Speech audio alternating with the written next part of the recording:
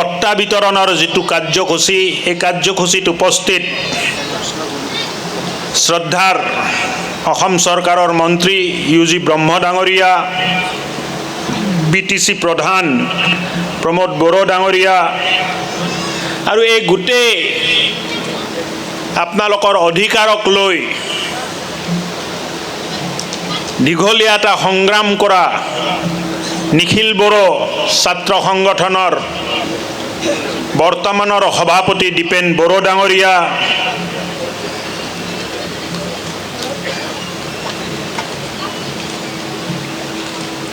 চিডলিৰ MLA Jayanta Basumatary ডাঙৰীয়া, প্ৰাক্তন তামোলপুৰৰ বিধায়ক চন্দী বসুমতাৰী ডাঙৰীয়া, জিলা উপায়ুক্ত দেৱকুমাৰ মিশ্ৰ ডাঙৰীয়া, এপছু শোণিতপুৰ জিলাৰ ছেক্ৰেটাৰী ইনোছ মুছাহাৰী ডাঙৰীয়া, এডভাইজাৰ কুসুম স্বৰ্গীয়াৰী ডাঙৰীয়া, ইয়াত উপস্থিত BJP জিলা সভাপতি বতা চোৰাং ডাঙৰীয়া আৰু যিজনী ADC বাইদেৱে আপোনালোকৰ কাম চোৱা চিতা কৰিছিল আৰু দিনে ৰাতি কষ্ট কৰি আজি 1301 জন পৰিয়ালক তেখেতে মাটি পট্টা আগবঢ়াবলৈ সক্ষম হৈছে। তেনেকুৱা আমাৰ ADC দ্বিতীয়বা বৰা ডাঙৰীয়ানী, ইয়াত উপস্থিত সাংবাদিক বন্ধুসকল, শ্ৰদ্ধাৰ আই মাতৃসকল, শ্ৰদ্ধাভাজন ৰাইজ, সকলোকে মই মোৰ তৰফৰ পৰা শ্ৰদ্ধা, ভক্তি আৰু প্ৰণাম যাচিছোঁ।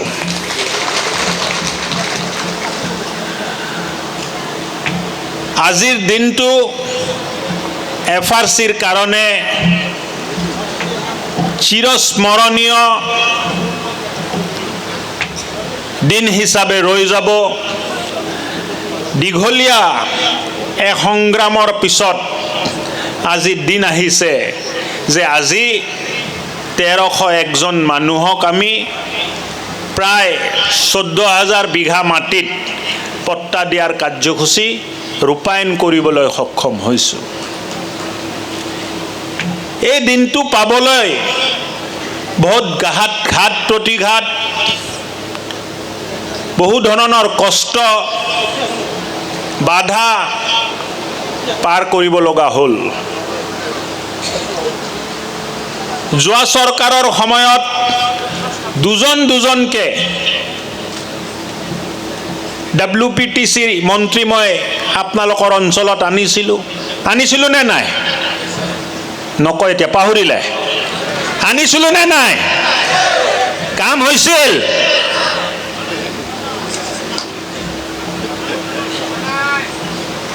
আজি যেতিয়া ডক্টৰ হিমন্ত বিশ্ব শৰ্মা অসমৰ মুখ্যমন্ত্ৰী হ'ল, তেখেতে আপোনালোকৰ সমস্যাৰ লগত অৱগত হৈ আছিলে। মই যেতিয়া তেখেতক ক'লোঁ যে ভূমিপুত্ৰ মানুহখিনিয়ে যাৰ অধিকাৰ আছে জল জংগল আৰু জমিনৰ ওপৰত, ভূমিহীন হৈ ভূমিপুত্ৰসকলে বসবাস কৰি আছে, এইটো ভাল কথা হোৱা নাই। তেখেতে ক'লে যে এখেতসকলক পট্টা দিয়াৰ ব্যৱস্থা যিমান পাৰে সোনকালে কৰিব লাগে। তেখেতে মোক আৰু ইউ.জি. ব্ৰহ্ম ডাঙৰীয়াক দায়িত্ব দিলে, ৰণোজ পেগু ডাঙৰীয়াক দায়িত্ব দিলে যে উপায়ুক্তৰ লগত কথা পাতি গোটেই মীমাংসা কৰিব লাগে। তেখেতে নিজে উপায়ুক্তক দিছপুৰত মাতি ল'লে, কথা পাতিলে যে মোৰ জনজাতি ভাই ভনীসকলক মাটিৰ পট্টা দিব লাগিব, DC মহোদয় আপুনি ব্যৱস্থা কৰক, 5 নৱেম্বৰ মই নিজে যাম আৰু ভূমিৰ পট্টা বিতৰণ কৰিম। কিন্তু আজি বিশেষ কাৰণত তেখেতে আহিব পৰা নাই। অলপ দেৰি আগতে মোৰ লগত টেলিফোনত কথা হওঁতে তেখেতে সন্তোষ প্ৰকাশ কৰিছে আৰু কৈছে যে 1301 জন মানুহক বা পৰিয়ালক পট্টা দিয়াটো আমি আৰম্ভণি কৰিছোঁ, ইয়াক শেষ বুলি নধৰিব। আৰু FRC অঞ্চলত বসবাস কৰা প্ৰত্যেকজন ৰাইজক জনাব যে প্ৰত্যেকজন যিজনে পাব লগা ব্যক্তি আছে, প্ৰত্যেকজনক ভূমি অধিকাৰ আমি দিয়া আগন্তুক দিনত ব্যৱস্থা কৰি আছোঁ। ইলেকশ্যনত যেতিয়া আমি আহিছিলোঁ তেতিয়া আমি প্ৰতিশ্ৰুতি দিছিলোঁ যে আপোনালোকে আশীৰ্বাদ কৰক, 2000ত আপোনালোকে জিকালে, কিন্তু 2016 চনত আপোনালোকে জিকালে 2016ৰ পৰা 21 চনলৈ আপোনালোকৰ কাম কৰিব নোৱাৰিলোঁ। কাৰণ যেতিয়াই মন্ত্ৰী ইয়াত আহে তেখেতসকল এটা কথা মোক ক'লে, কি ক'লে যে সমস্যাটো যদি শেষ হৈ যায় আমাৰ গুৰুত্বই নাথাকিব, পাত্তাটো যদি দি দিওঁ আমাক কোনে মাতিব। সেইকাৰণে তেখেতসকল যেতিয়া মন্ত্ৰী আছিল পত্তাটো নিদিলে। বৰ্তমান চৰকাৰে সিদ্ধান্ত ল'লে চন্দন ব্ৰহ্ম, প্ৰমীলা ৰাণী ব্ৰহ্মই মাটিৰ পট্টা দিয়াৰ পক্ষপাতি নাছিল বুলি নিদিলে। ডক্টৰ হিমন্ত বিশ্বই পট্টা দিব খুজিছিলে, কিন্তু বিলম্ব নকৰি 1 বছৰৰ ভিতৰতে তেখেতে গোটেই কাম কৰি আজিৰ দিনটো আপোনালোকক দেখুৱালে যে মাটিৰ পট্টাটো তেখেতে দি আছে।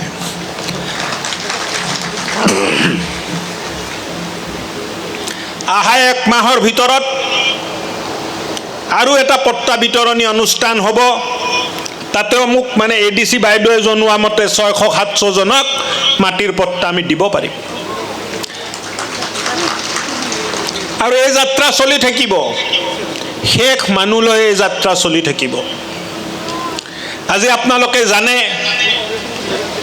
আমাৰ চৰকাৰ হোৱাৰ আগত 2016 চনৰ আগত FRC অঞ্চলত হত্যা, গোলা বাৰুদ, AK-47, সন্ত্ৰাসবাদ, উগ্ৰবাদ, উগ্ৰপন্থী এই গোটেই কথাবিলাকহে চলি আছিল। আছিল নে নাই? আছিল নে নাই? আছিল। 2016 চনত আমাৰ চৰকাৰ হ'ল। চৰকাৰ হোৱাৰ পিছত আমি এই অঞ্চলত কেনেকৈ শান্তি আহিব পাৰে তাৰ ব্যৱস্থাবিলাক কৰা আৰম্ভ কৰিলোঁ। আৰু 2020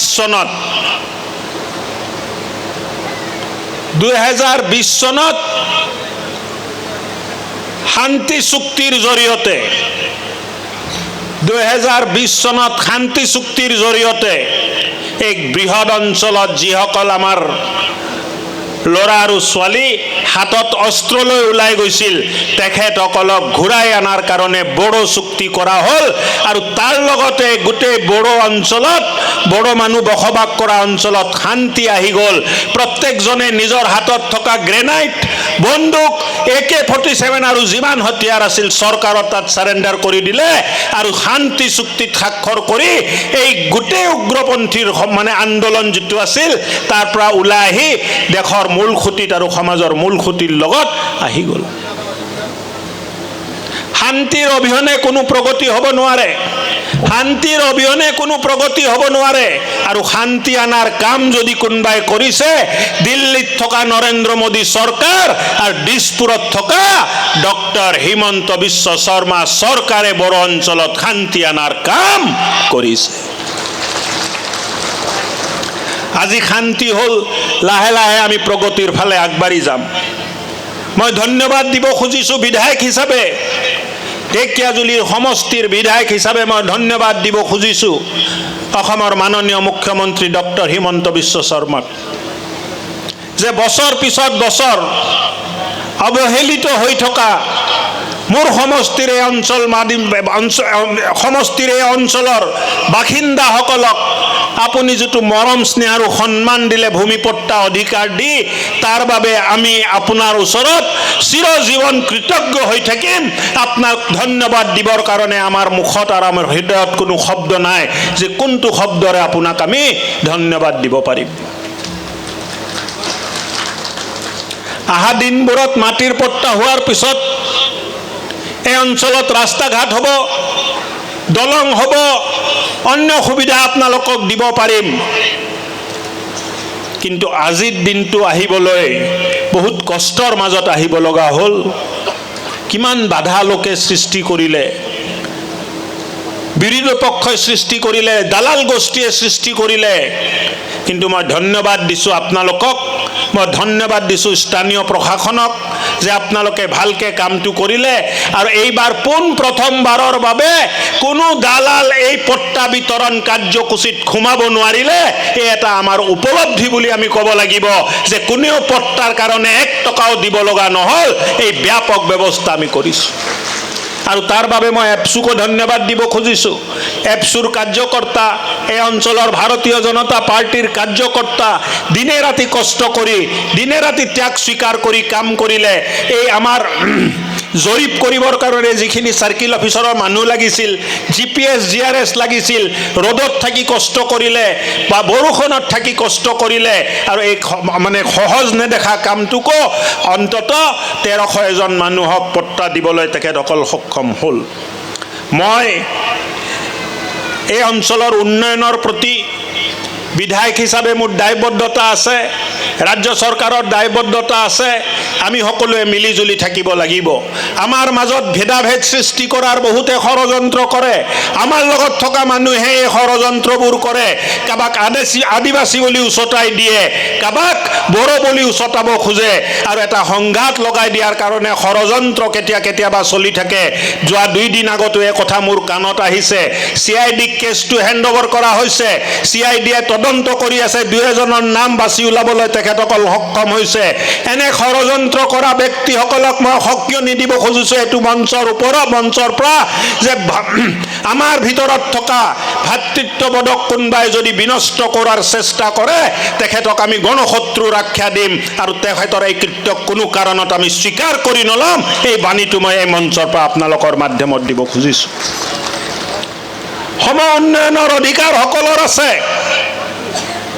ৰেভিনিউ অঞ্চলত থকা, টাউনত থকা ব্যক্তিৰ যেনেকৈ অধিকাৰ আছে উন্নয়নৰ, এই অঞ্চলত বসবাস কৰা প্ৰত্যেকজন ব্যক্তিৰ অধিকাৰ আছে সম উন্নয়নৰ অধিকাৰ, আৰু আপোনালোকৰ সম উন্নয়নৰ অধিকাৰ দিয়াৰ দায়িত্ব আমাৰ আছে, আৰু এই দায়িত্ব আমি দিয়ে এৰিম, তাৰ আগত আমি এৰি দিয়াত নাই। ভাৰতীয় জনতা পাৰ্টিৰ নেতৃত্বত যিটো চৰকাৰ চলি আছে, ভাৰতৰ মহান প্ৰধানমন্ত্ৰীয়ে কৈছে সবকা সাথ সবকা বিকাশ। তাৰ অৰ্থটো কি হ'ল? সকলোকে লগত লৈ সকলোৰে বিকাশৰ কথা চিন্তা কৰা এই চৰকাৰ আমি চলাব খুজিছোঁ, দিব খুজিছোঁ।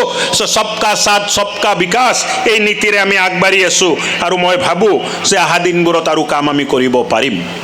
বহুতে মাটিৰ পট্টা পোৱা নাই। তেখেতসকলৰ মনত আছে আমি মাটিৰ পট্টা পাম নে নাপাম। এতিয়া এই পট্টা বিতৰণী অনুষ্ঠানৰ পিছত কিছুজন দুষ্কৃতিকাৰীয়ে তেখেতসকলৰ মাজত সোমাব যে এই 1300 দিলে আৰু পিছত নিদিয়ে। মই আজি এই মঞ্চৰ পৰা ঘোষণা কৰিব খুজিছোঁ, আপোনালোকে যদি বিচাৰে ৰেকৰ্ডিং কৰিব, মোবাইলত ৰেকৰ্ডিং কৰি লওক, যে আগন্তুক দিনবোৰত এটা কৰি গোটেই মানুহখিনিক পট্টা দিয়াৰ যিটো ব্যৱস্থা, এই ব্যৱস্থা আমি কৰিম। এই ব্যৱস্থা কৰোঁতে আইনগত যিটো ব্যৱস্থা আছে, যিখিনি কাম কৰিব লাগে, এই কামটো আমি কৰি যাম। DC ADC তেখেতসকলে এই কামটোক আগবঢ়াই ল'ব। কিছু পলম হ'ব পাৰে, কিন্তু পট্টা নিদিয়াৰ কোনো ব্যৱস্থা ক'তো কোনো কথা মিটিঙত ওলোৱা নাই।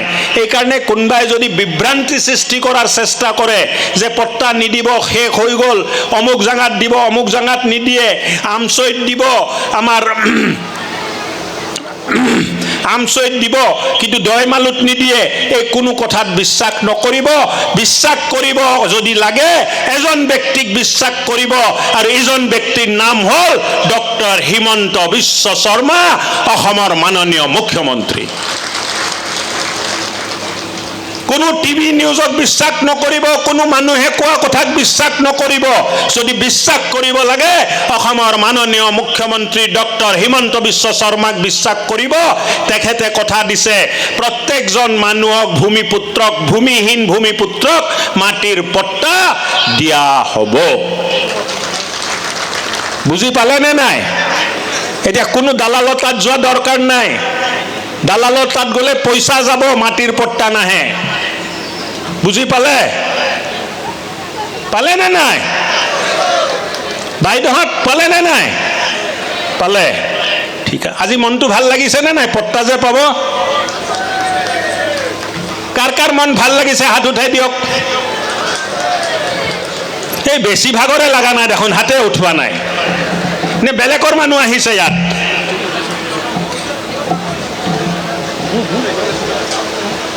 আঙ্গনবাড়ি কাৰ কাৰ ভাল লাগিছে পট্টা পাই হাতটো উঠাই দিয়ক। ঠিক আছে। আহা দিনবোৰত অংগনবাড়ী কেন্দ্ৰটো নিযুক্তিৰ প্ৰক্ৰিয়া চলি আছে। এক ট্ৰান্সপাৰেণ্ট নিযুক্তি প্ৰক্ৰিয়াৰ জৰিয়তে ইয়াত প্ৰায় 132টা অংগনবাড়ী কেন্দ্ৰ আমি FRC অঞ্চলত আৰম্ভ কৰিব পাৰিম আৰু মই ভাবোঁ যে আহা 2 মাহৰ ভিতৰত এই বছৰৰ ভিতৰতে আমি 132টা অংগনবাড়ী আৰম্ভ কৰিম। তেনেকুৱা এটা ধ্যান ধাৰণা লৈ আমি কাম কৰি আছোঁ। আপোনালোকৰ জীৱন মংগলময় হওক, আপোনালোকে সুখী হৈ থাকক, ল'ৰা ছোৱালীক আগবঢ়াই লওক, ভাল পঢ়া শুনা কৰক। মই BTC প্ৰশাসন আৰু BTC চৰকাৰৰ মুৰব্বী প্ৰমোদ বড়ো ডাঙৰীয়াকো ধন্যবাদ দিব খুজিছোঁ। মই কোকৰাঝাৰৰ গাৰ্জেন মিনিষ্টাৰ BTCৰ লগত এক গহন সম্পৰ্ক আছে। মই দেখিছোঁ যে BTCটো এটা পৰিৱৰ্তনৰ ফালে BTC আগবাঢ়িছে। আগত BTCত হিংসা আছিলে, গোলা বাৰুদ চলিছিলে, গ্ৰেনাইট চলিছিলে। এতিয়া BTCত পুলিচ আৰু বেটেলিয়নত ভৰ্তি হোৱাৰ কাৰণে ল'ৰা ছোৱালীয়ে ট্ৰেইনিং কৰি আছে আৰু অসমৰ ভিতৰত আটাইতকৈ বেছি যদি কোনোবাই বাটালিয়ন আৰু পুলিচত চাকৰি পাইছে এইটো BTC অঞ্চলত বসবাস কৰা মোৰ মৰমৰ ভাইটি আৰু ভণ্টিহঁতে পাইছে। তাৰ কাৰণ কি? আগত BTC চৰকাৰে এই ব্যৱস্থাটো লোৱা নাছিল।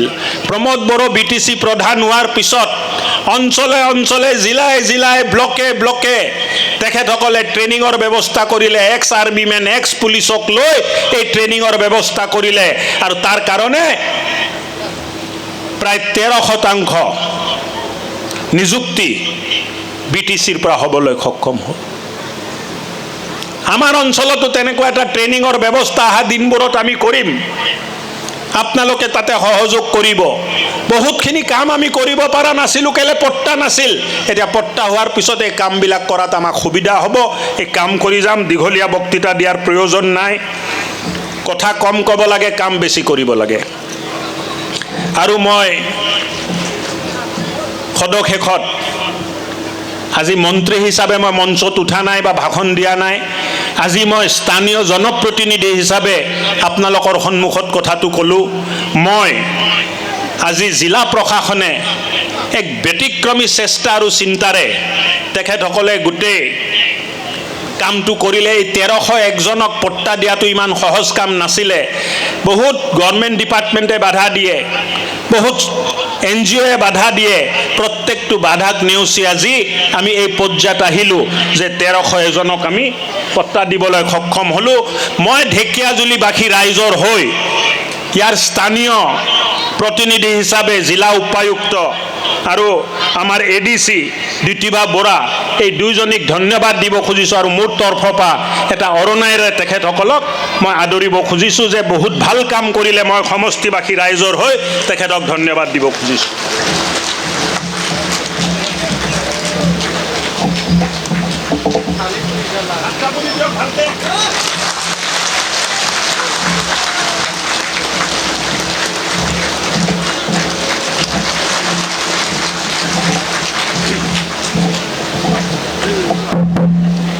দুইবিধ মানুহ থাকে, বুজি পালেনে? দুইবিধ মানুহ থাকে। দুইবিধ কেনেকুৱা থাকে? এটা মানুহ থাকে কথা শুনে, হয় বুলি কয় কিন্তু নকৰে। একবিধ থাকে কথা শুনে, হয় বুলি কয় আৰু পিছত কৰি দিয়ে। এই দুজনে হ'ল হয় বুলি কোৱাৰ পিছত কাম কৰা মানুহ। তেনেকুৱা বিষয়া থাকিলে বহুত কাম আমাৰ নিষ্পত্তি হ'ব। মই তেখেতসকলক ধন্যবাদ জনাইছোঁ। আৰু বাইদেৱে বিশেষ ভূমিকা ল'লে, দিনে ৰাতি কষ্ট কৰিলে। বাইদেৱে ৰাতি 11টাত মোক ফোন কৰে যে ছাৰ ইমান কাম হৈ গ'ল। কিছুদিন আগলৈ 1000 হৈছিলে, কিন্তু বাইদেউহঁতে লাগি লাগি মই যেতিয়া ৰিকুৱেষ্ট কৰিলোঁ 1000ৰ পৰা অলপ আগবঢ়াই দিব লাগে, 1301জন কৰি দিলে। এই সিদিনালৈ 1200 কিমানটা আছিলে, যোৱা 2-3 দিনতে আকৌ বঢ়ালে। দিনে ৰাতি, কালি ৰাতিও এটা বঢ়াইছে। যোৱাকালি সন্ধিয়া মোক 1300 কৈছিলে, আজি 1301 হৈ গ'ল। তেনেকুৱা অফিচাৰ থাকিলে অসম বহুত আগবাঢ়িব পাৰিব। So thank you very much District Administration for the proactive and positive role. মোৰো বহুত ক'ব লগা নাই। মনটো আজি মোৰো বহুত শান্তিত। আজি মৰিলেও মনত কষ্ট নাথাকিব যে কমচে কম 1300জনকটো পাত্তা দিলোঁ, যিটো কথা কৈছিলোঁ। আৰু ভগৱানে যদি বচাই ৰাখে, আপোনালোকে যদি আশীৰ্বাদ দি থাকে, প্ৰত্যেকজন পৰিয়ালক পট্টা দিয়াৰ যিটো ব্যৱস্থা সেইটো আমি কৰিম, আজি কথা দিলোঁ। আৰু এতিয়া মোৰ লগত সকলোৱে কওক, ভাৰত মাতা কি। এই জোৰে নোহোৱা হৈ গ'ল বড়ো মানুহৰ ভাই, ভালকে কওক, ভাৰত মাতা কি, ভাৰত মাতা কি। জয় বড়ো হাৰণী, জয় বড়ো হাৰণী। হিমন্ত বিশ্ব শৰ্মা, হিমন্ত বিশ্ব শৰ্মা। ধন্যবাদ।